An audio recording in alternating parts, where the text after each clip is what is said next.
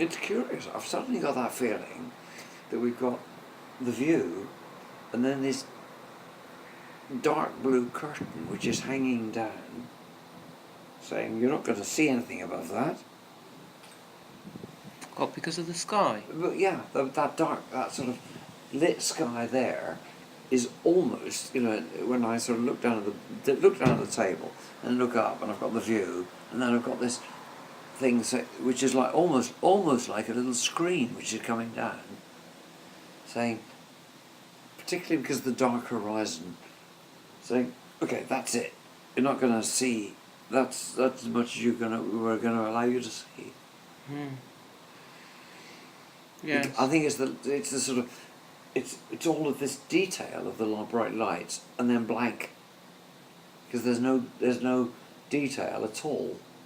I mean, there's a wisp of cloud there, but there's no detail at all in that lot up to the moon.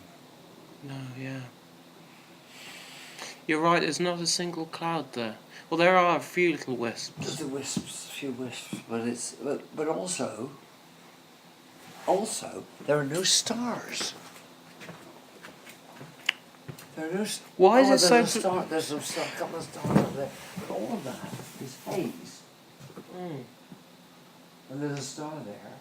There's a star there. But all of that is haze. So suddenly we've got, that is a complete mask.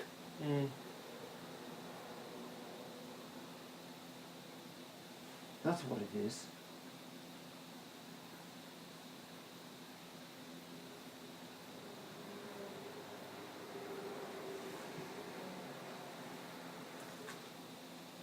It doesn't feel, not in a negative way though. I didn't notice it until you mentioned it, and it sort of has that. It's still doesn't feel like a mask or a thing that's come down. No, it feels like a. But I mean, it's a bit like Orkney, when midsummer it doesn't get dark enough to see any stars. Yeah, it feels like this. Yeah, this could be 2:00 in the morning in Orkney. Yeah. Yeah.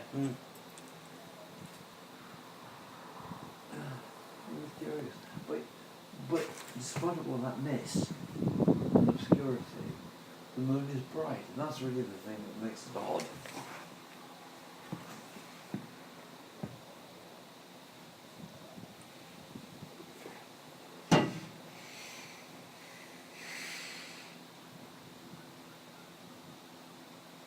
Yes, it's that.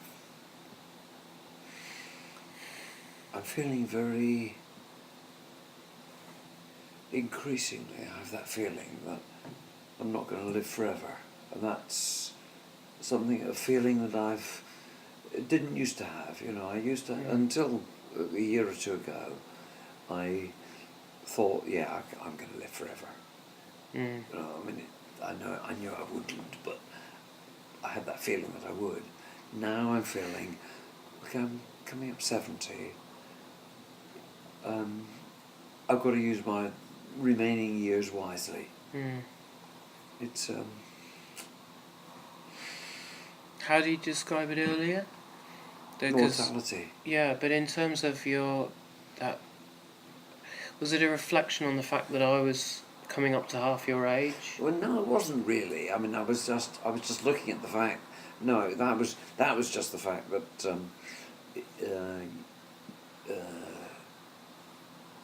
we've still got a year and a half to go. I can't remember. We did work it out, but I can't remember now.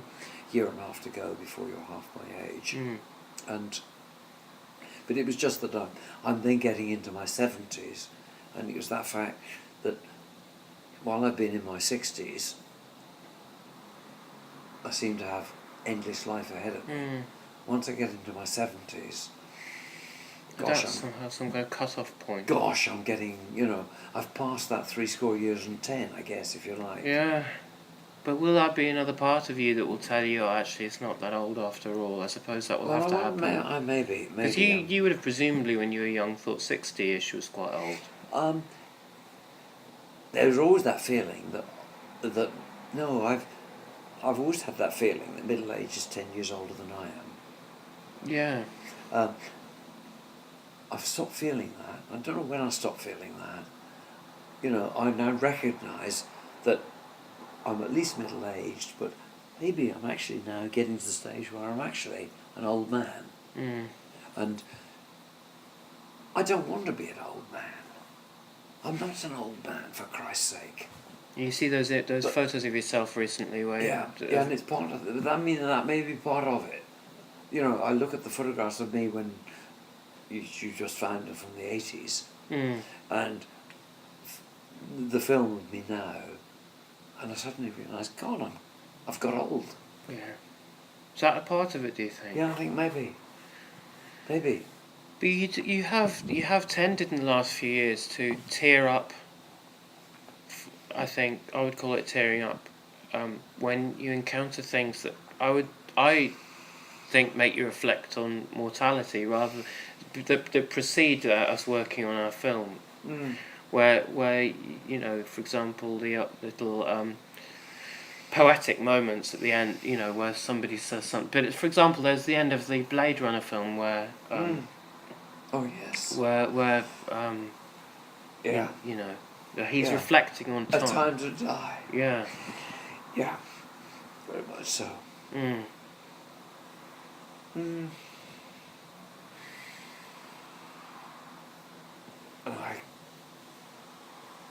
Well, it wasn't the same, but it was it wasn't the same thing.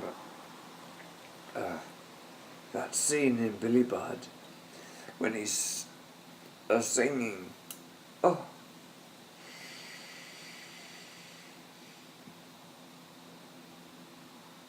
when I mean that soliloquy, when he realizes that he's condemned, and what's going to happen to him. I can't sit through that without weeping. Mm. Oh.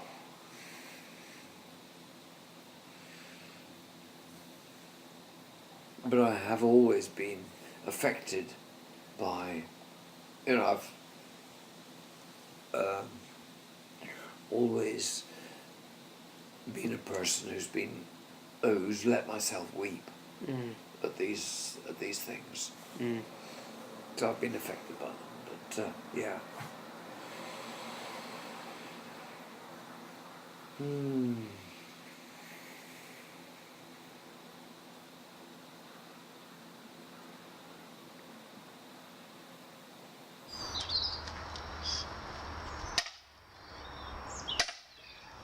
Have there ever been any specific moments when you were with Pat that you thought you wish you'd been able to capture what she was saying to you because you couldn't? There have been, but it's more. It's a while since the last time that we talked to Pat. When I was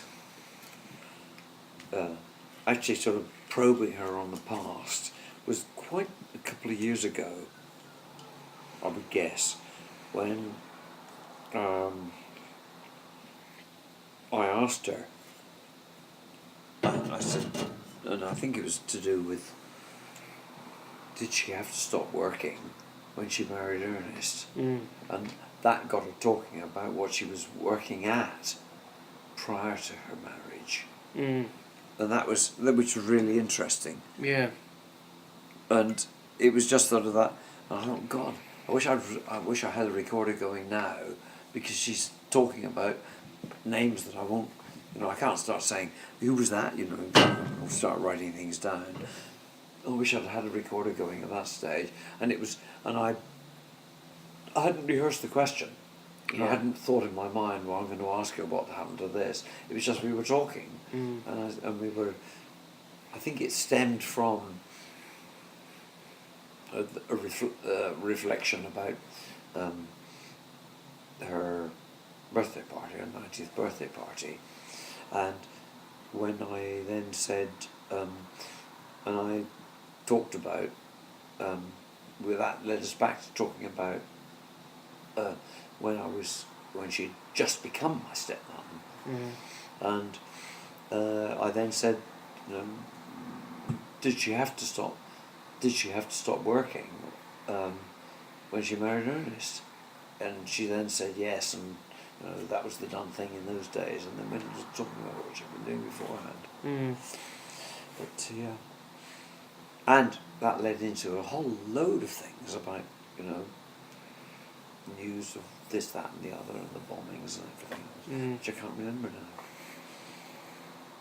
But also, I think the other thing is that I'm realising that I'm now, I mean, how short of my 70th birthday am I?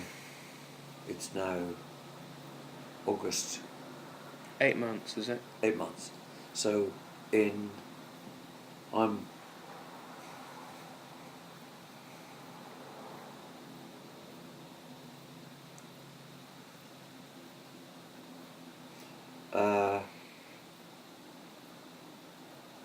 I'm only 7.5 years short of the age that Ernest was when he died. And that is, I mean, that's one of I think that's part of the problem. Yeah. Is that I'm increasingly, that's always, I mean, his death really knocked me sideways, as you know. That's when your pneumonia happened. Yeah, it was. And 3 months, after that, the end of that year, I got pneumonia.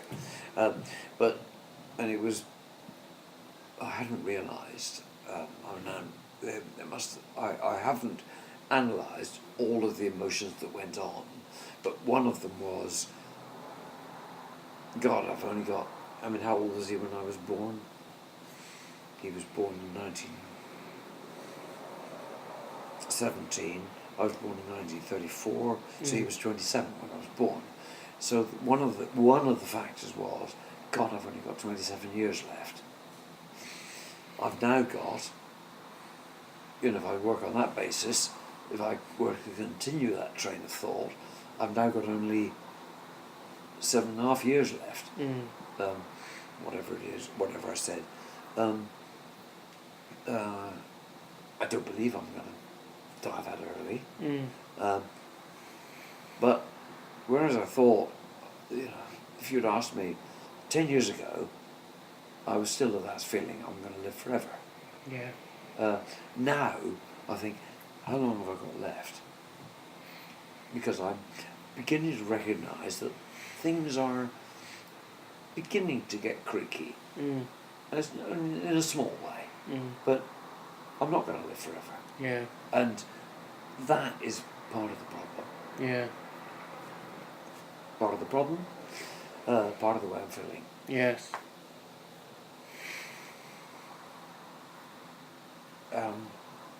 And here I am, coming up 70. 70. Bloody hell. I can't believe I'm nearly 70. I don't believe it.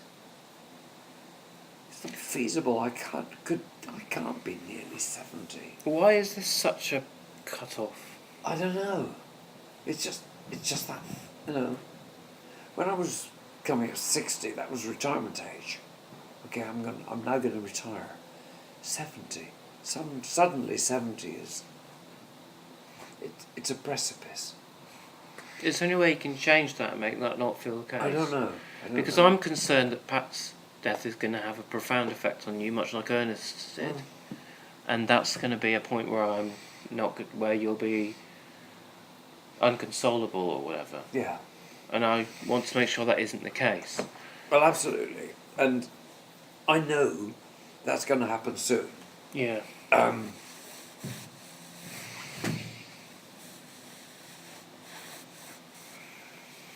I don't know what to do about that. Yeah, I don't know what to do. And you're lucky that you've got someone who isn't your mum, but is your surrogate mum. She's been your mum since the age of 5, essentially. Yeah. As far as you're concerned, she's your mum. Most people your age don't have anybody like a mum, and I think that the fact that you've taken that so for granted is going to have a huge impact on you and your health and everything. And I really want you to be mentally and physically prepared for it. Yeah, yeah.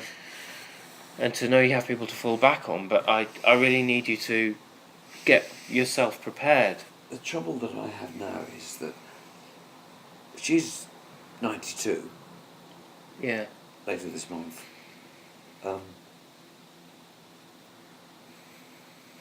can I go when I'm only quite 70 and say, look, Mum, I'm having this problem because I'm getting to the feeling that I'm getting old and I'm going to die soon.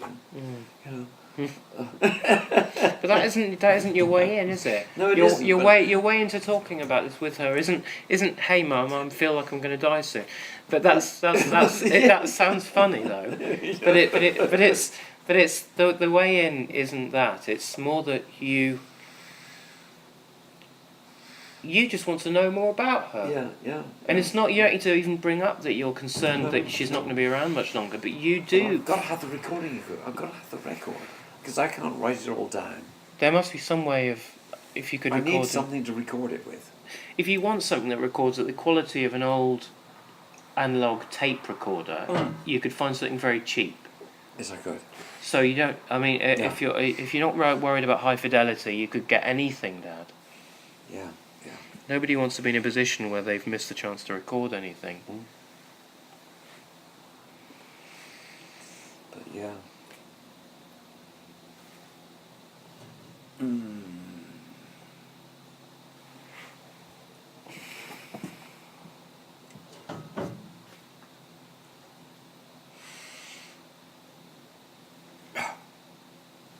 What's the time? Oh God, it's 2:45. Oh well, never mind then. We'll just stay out a bit longer. Yes, quite. I've blown that one. Yeah.